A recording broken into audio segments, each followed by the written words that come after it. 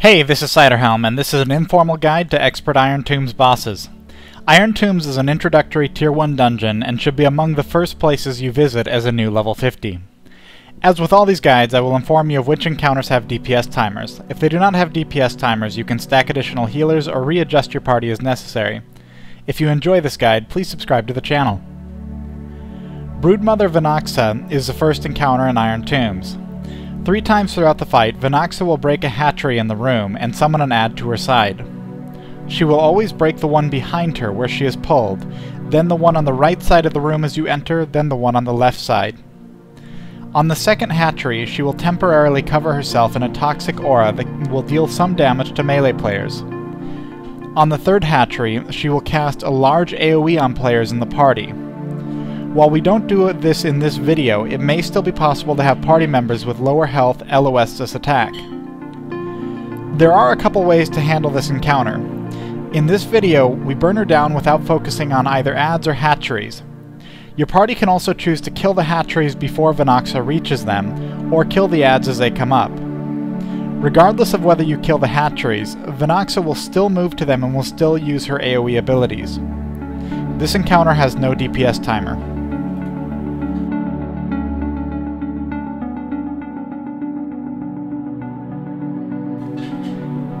Ashtone is the second boss in Iron Tombs. This is a very straightforward burn encounter. Will periodically place a bleed on the tank as well as put a debuff on random party members that can be dispelled. The main thing to watch out for is a stacking debuff that goes on everyone in the party. This always stacks exactly when it reaches 5 seconds remaining, and the refresh can be avoided by breaking LOS for that second. For this reason, if this encounter is going slowly, it can be a good idea to have people clear their stacks by breaking LOS. This encounter has no DPS timer.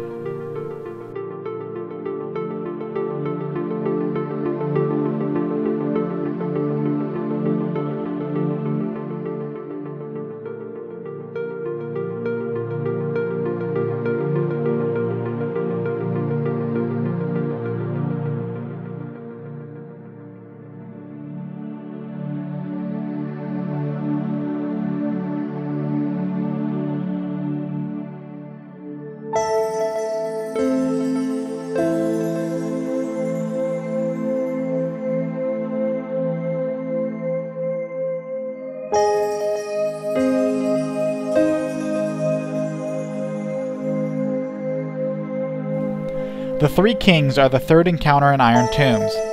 This is a 2-phase encounter where the party will need to deal with one of them at a time, followed up by needing to burn down all 3 together.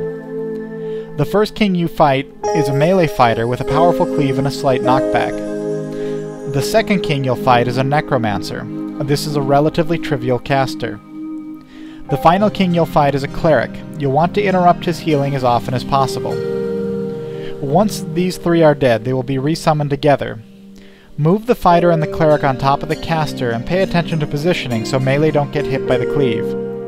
Though you can AoE and cleave, party members with interrupts should stay focused on the cleric to stop heals from prolonging the encounter.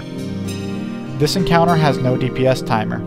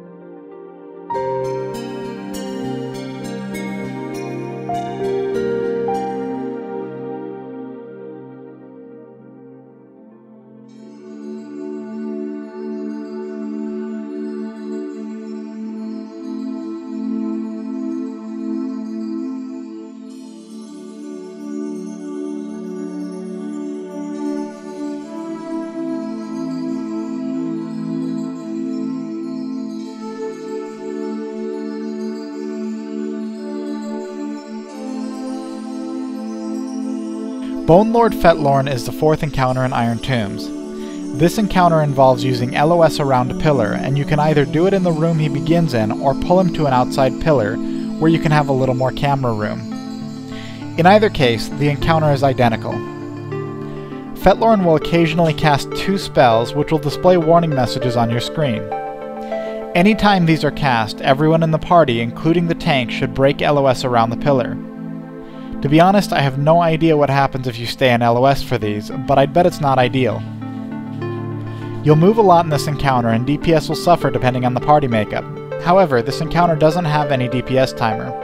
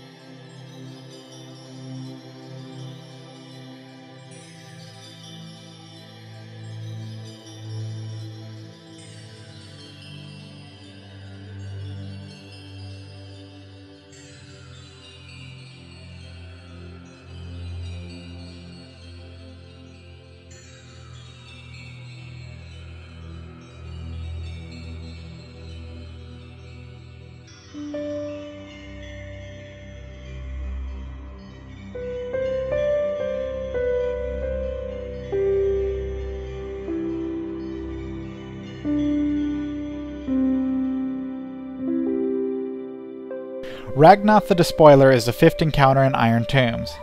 There is some random party damage in this encounter. For this encounter, the party will want to stay in the center of the 4 pillars, and the tank will want to position him about where he is and position his camera so he can see each of the pillars. The main mechanic to watch out for in this encounter is the arrival of Elium's ghost and the creation of a white circle indicating a safe zone for the party. At this time, Ragnath will begin casting a spell called Flames of Ragnath, which will kill players who do not reach the safe zone in time. After this is complete, go ahead and move back to where you started. This encounter has no DPS timer.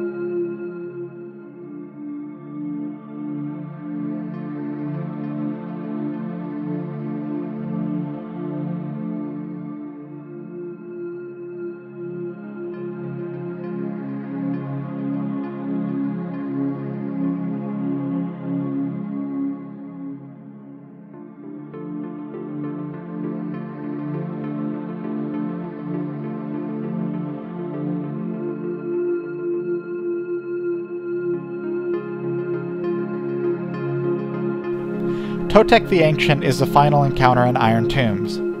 The main mechanic you'll need to watch out for on Totek is Ancient Fury, a massive AoE which knocks back and deals significant damage. The bounds of this AoE are marked by a large pale circle around him during the cast. Prior to Ancient Fury, he will cast Shattering Roar. Any melee that are not knockback immune should immediately run away. If you haven't cleared all the trash in the room, make sure you run in a direction that will not cause you to be knocked back into trash. The tank should keep themselves positioned against a wall or platform where they will not be knocked around too much.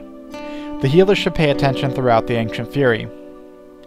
For this encounter, I've gone Paragon for knockback immunity and some reduced incoming damage. However, it's not necessary, and my primary motivation for using it was a better camera angle. This encounter has no DPS timer. Thanks for watching this video. Please subscribe if you've enjoyed it, and feel free to visit us on www.eventidiguild.com if you have any questions.